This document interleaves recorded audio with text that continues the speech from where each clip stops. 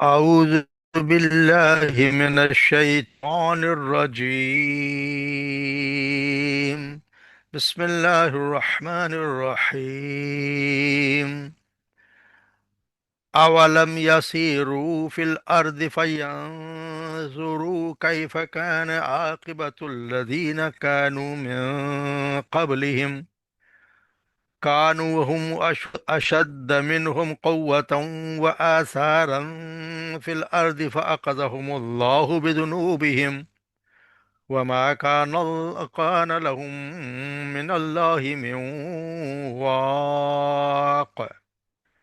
ذلك بأنهم كانت تأتيهم رسلهم بالبينات فكفروا فأخذهم الله إنه قوي شديد العقاب.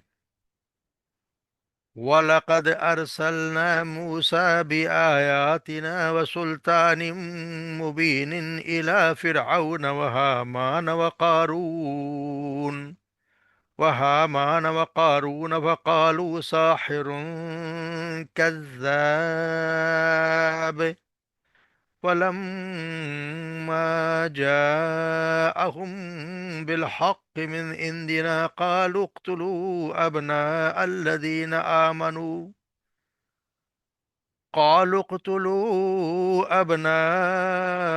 الذين آمنوا معه فاستحيوا نساءهم وما كيد الكافرين إلا في ضلال. وقال فرعون ذروني أقتل موسى وليدع ربه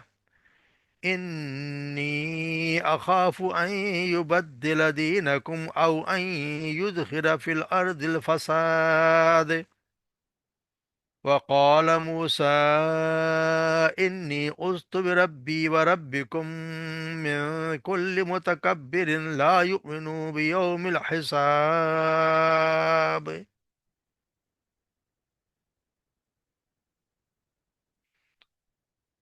اولم یسیرو کیا تم چلے پھرے نہیں فی الارضی زمین میں فینظرو کہ تم دیکھتے کیف کان عاقبت کیف کیسا رہا کان عاقبت تھا انجام عاقبت انجام الذین کانو ان لوگوں کا کانو من قبل جو ان سے پہلے تھے ہم کانو ہم اشدہم وہ تھے ان سے اشدہم ان سے زیادہ مضبوط یا طاقتور یا سخت قوت میں یعنی طاقت قوت میں وہ زیادہ مضبوط تھے وہ آثارن فی الارضی اور ان کے زمین میں آثار یعنی ان کے جو آثار چھوڑے وہ زیادہ ان سے بہتر تھے فاخذہم اللہ بذنوبہم فاخذہم پھر پکڑ لیا انہیں اللہ نے بذنوب ان کے گناہوں کی پاداش میں وما کان لہم اور نہیں تھا ان کے لیے من اللہ سے اللہ کے مقابلے میں واق کوئی بچانے والا ذالک بانہم یہ اس لیے کہ بے شک وہ کانت تاتہم رسولہم جب بھی آئے یا لائے ان کے پاس رسول بالبینات واضح دلائل یا نشانیاں فکفروا پس انہوں نے کفر کیا انہوں نے انکار کیا فاخذہم اللہ پر پکڑ لیا انہیں اللہ نے انہو بے شک وہ قوی وہ بہت قوی ہے طاقتور ہے شدید العقاب اور انتقام لینے میں یا عذاب دینے میں بہت سخت ہے وَلَقَدْ أَرْسَلْنَا موسیٰ اور یقیناً بھیجا ہم نے موسیٰ کو بِآیاتنا آیا اپنے نشانیوں کے ساتھ وسلطان مبین اور واضح غلبے کے ساتھ الا فرعون و حامان و قارون فرعون حامان اور قارون کی طرف فقالو پس انہوں نے کہا ساحر کذاب بہت بڑا جادوگر اور بہت زیادہ جھوٹا فلما جاءہم بالحق جب وہ لائے ان کے پاس حق من عندنا ہماری طرف سے قالو تو انہوں نے کہا اقتلوا ابناء الذین آمنوا قتل کر دو ابنا بیٹوں کو ان لوگوں کے الذین ان لوگوں کے آمنو ما جو ایمان لے آئے ما اس کے ساتھ یعنی جو موسیٰ علیہ السلام پر ایمان لے آئے ان کے بیٹوں کو قتل کر دو واستحیوا نساء اور ان کی بچیوں کو زندہ چھوڑ دو وما کید الکافرین اور نہیں کافروں کی چالیں، الا مگر، فی ضلال مگر وہ گمراہ میں، یعنی کہ آ، نامکمل ہونے والی، پوری نہ ہونے والی۔ وقال فرعون، کہا فرعون نے، ذارونی مجھے چھوڑ دو، اقتل موسیٰ میں قتل کروں موسیٰ کو، ولیدع رب اور وہ پکارے، اور چاہیے کہ وہ پکارے رب، اپنے رب کو، انی یخاف بے شک میں ڈرتا ہوں، ان یبدل دینکم کہ وہ بدل دے گا، دینکم تمہارے دین کو، او ان یظہر فی الارض یا کہ وہ یظہر پھیلائے گا، فی الارض زمین میں، الفساد فساد پھیلائے گا۔ وقال موسیٰ اور موسیٰ نے کہا، انی بے شک میں نے، اذ تو ربی بربی میں نے پناہ لے لی ہے اپنے رب سے، وربکم اور تمہارے رب سے، من کل متکبر ہر متکبر بہت زیادہ تکبر کرنے والے سے، لا یؤمنون بیوم الحساب جو نہیں ایمان رکھتا قیامت کی یا حساب کے دن پر۔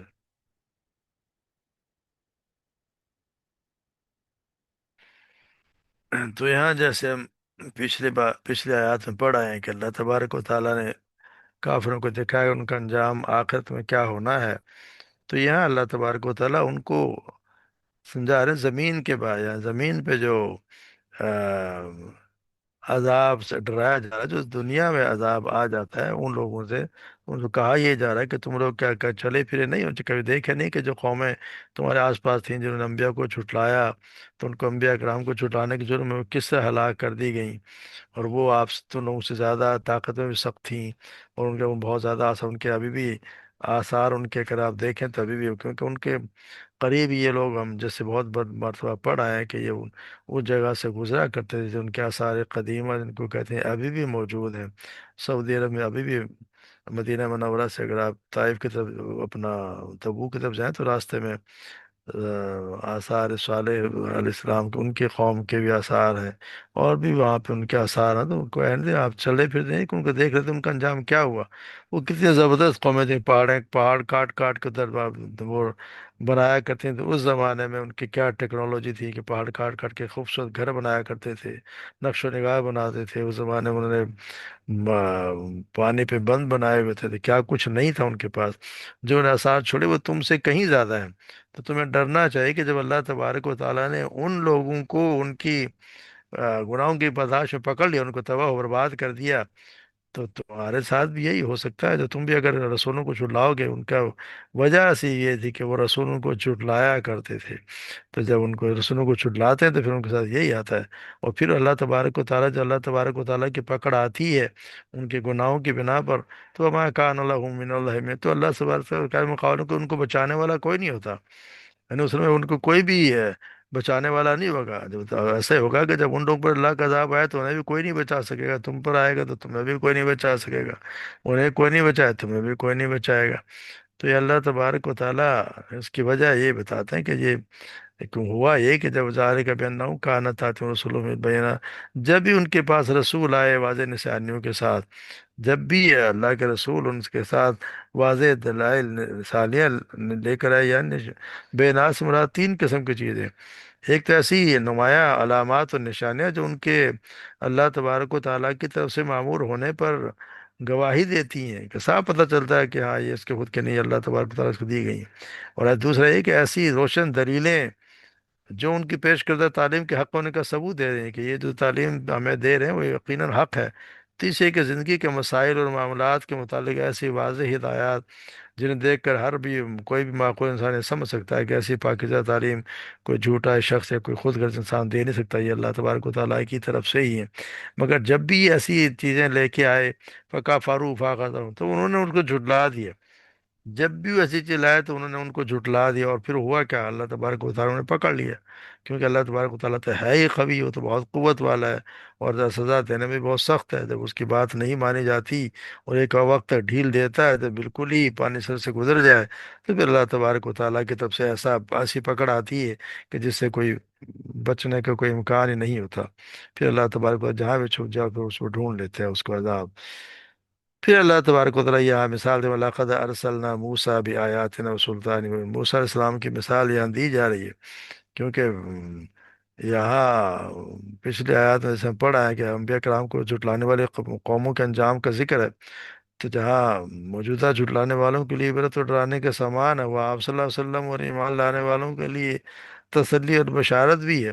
تو اب آپ صلی اللہ علیہ وسلم اور اہل ایمان کو مزید تسلی کے لیے موسیٰ علیہ السلام اور فرعون کا واقعہ ذکر کیا جا رہا ہے، جس میں ہم دیکھتے پڑھتے ہیں، بہت مرتبہ ہم پڑھا ہے کہ فرعون کا موسیٰ علیہ السلام اور ایمان لانوں کو ڈرانا دھمکانا خاص طور سے یہاں پہ نمایاں ہے۔ ان کے مقابلے موسیٰ علیہ السلام اور اہل ایمان کی ثابت قدمی اور پیش آنے مصیبتوں پر صبر کرنے کی تفصیل بیان فرمائی ہے۔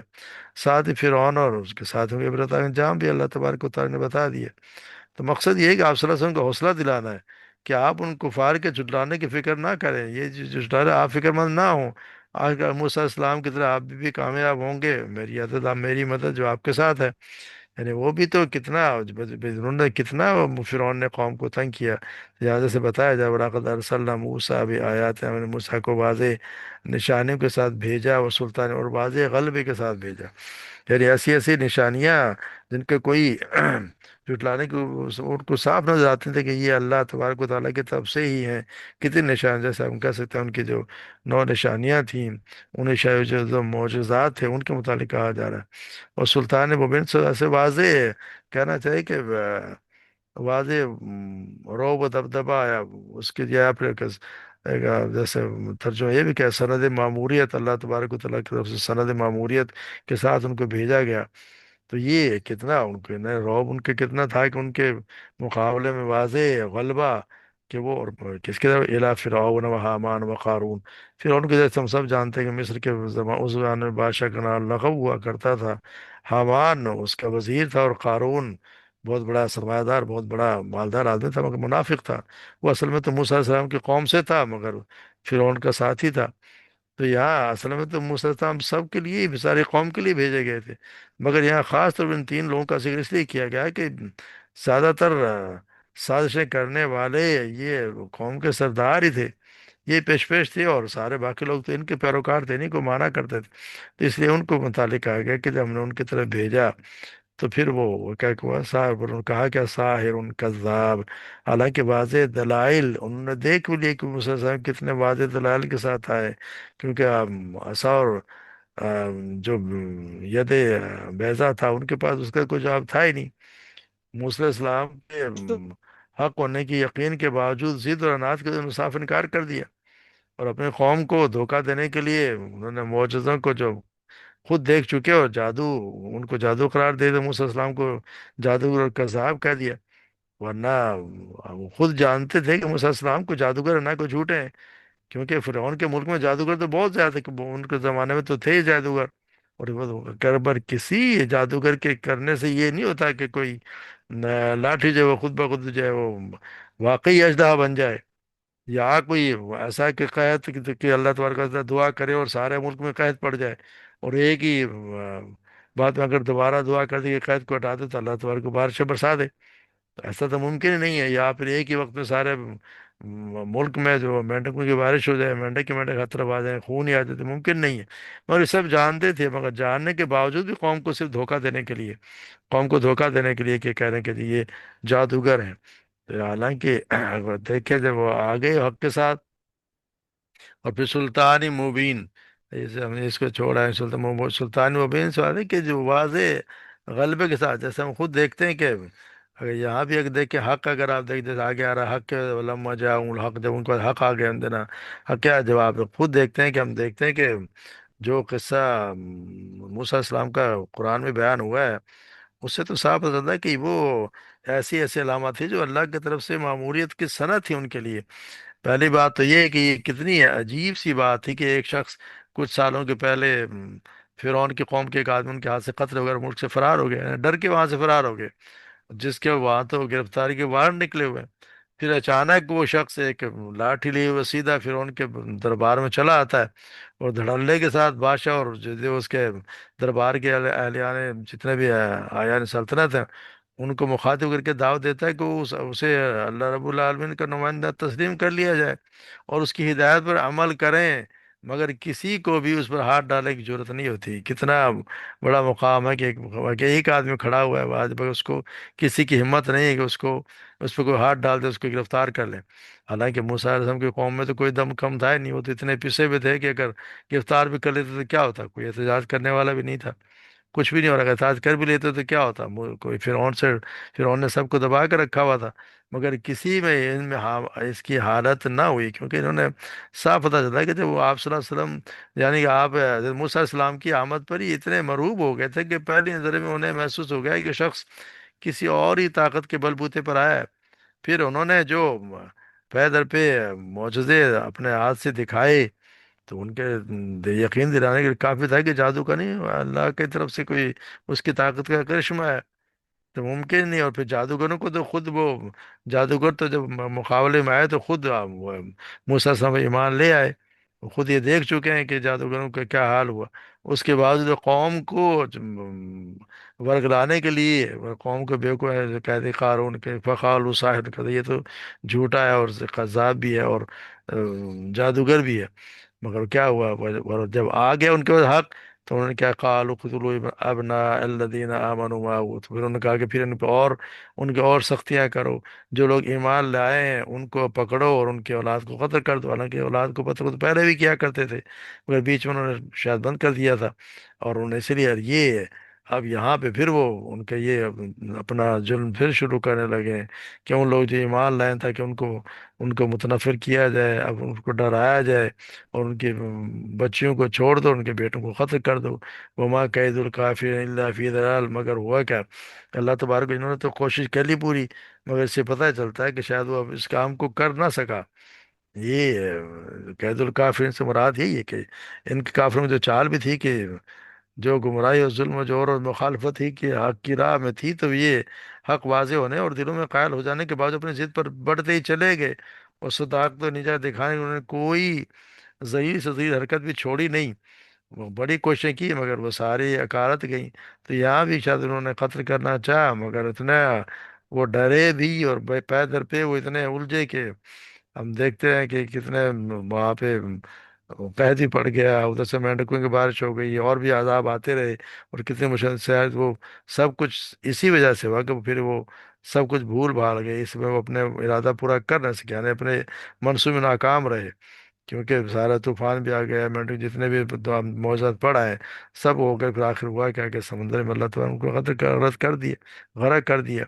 تو یہاں مگر فرعون کہتا ہے قال فرعون ذرونی اقتل موسیٰ ولیدع ربہ، کیونکہ وہ مجھے چھوڑ دو کہ میں موسیٰ کو قتل کروں اور وہ اپنے رب کو پکار لے.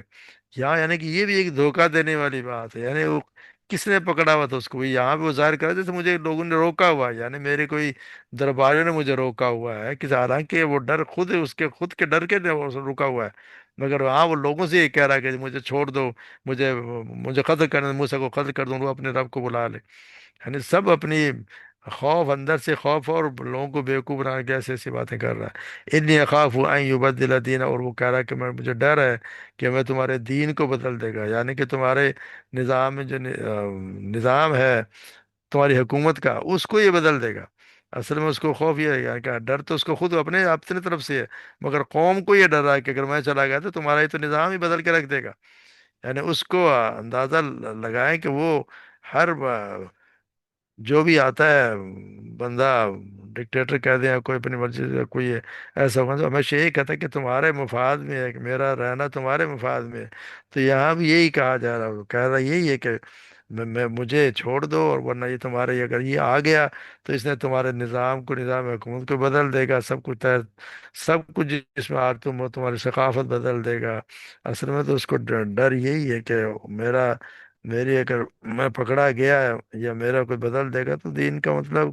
اس نے یہ لے کہ نظام حکومت کا نظام وہ سارا چینج کر دے گا.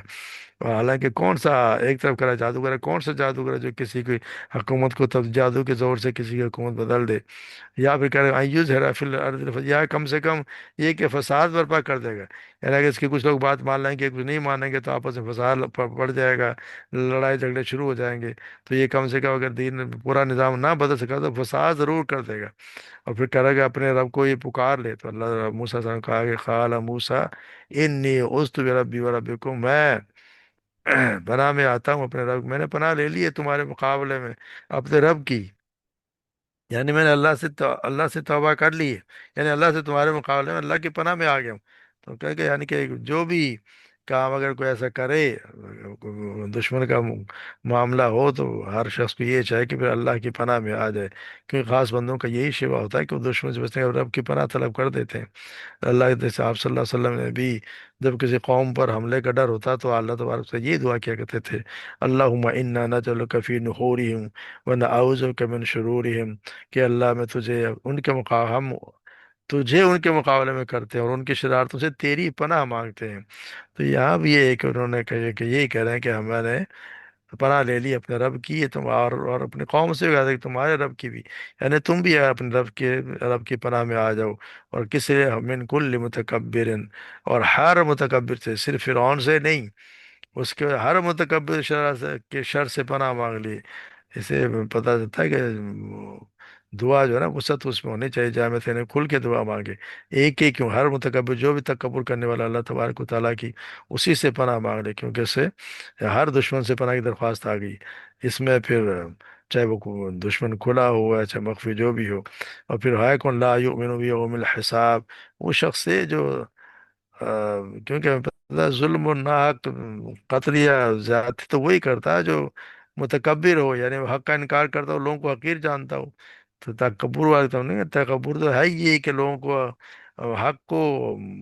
نہ مانے اور لوگوں کو حقیر سمجھے، تو وہ متکبر ہوتا ہے۔ تو یہاں اور وہ پھر یوم الحساب وہی شخص ہوگا جو کسی پر ظلم کرے گا جو آخرت پہ یقین نہیں رکھتا۔ اگر آخرت پہ یقین رکھے گا تو اس کو پھر یہ ہوگا کہ میں نے حساب دینا ہے، ورنہ اسے بعض پر اس کے اس کو تو یقین ہوگا کہ بعض پر ہوگی، اور اگر کسی ظلم کیا تو مجھے اس کے حساب دینا ہوگا، میرے اگر میں نے کسی ذات سے زیادتی کی ہے تو اللہ تبارک و تعالیٰ اس دن تو اس کا بدلہ کہ اس کو دلا دے گا۔ تو یہ وہی شخص ظلم کرے گا، وہ کسی کو قتل وہی کرے گا، کسی کے ساتھ زیادتی وہی کرے گا جو اسے یوم حساب پہ یقین نہیں ہوگا۔ تو یہاں پہ وہی کہتے ہیں میں نے ہر متکبر سے جو یوم حساب پہ یقین نہیں رکھتا اس سے میں نے اللہ تبارک و تعالیٰ سے پناہ کی، پناہ لے لی ہے تمہارے مقابلے میں۔ تو اللہ تبارک و سب پہ رحم کرے، اور ہمیں بھی اللہ تبارک و تعالیٰ ہی سے پناہ مانگنے کی توفیق عطا فرمائے۔ جب بھی کوئی مشکل آئے تو اللہ کی پناہ مانگ لینی چاہیے، کسی کا خوف ہو تو اللہ اس کے مقابلے میں اللہ تبارک و تعالیٰ کی پناہ میں آ جانا چاہیے، اسی سے مانگنا چاہیے، اور جس جو مانگتے ہیں پھر اللہ تبارک و تعالیٰ اسے ضرور دیتے ہیں، اس یقین کے ساتھ مانگنا چاہیے کہ اللہ تبارک و تعالیٰ ضرور میری مدد کریں گے، اس کے مقابلے میں کوئی بھی دشمن ہو، اللہ تبارک و سب پہ رحم فرمائے، ہمیں صحیح یقین بھی ہمارے دلوں میں بٹھا دے، اس پر عمل کرنے کی توفیق بھی عطا فرمائے۔ وما علینا الا البلاغ۔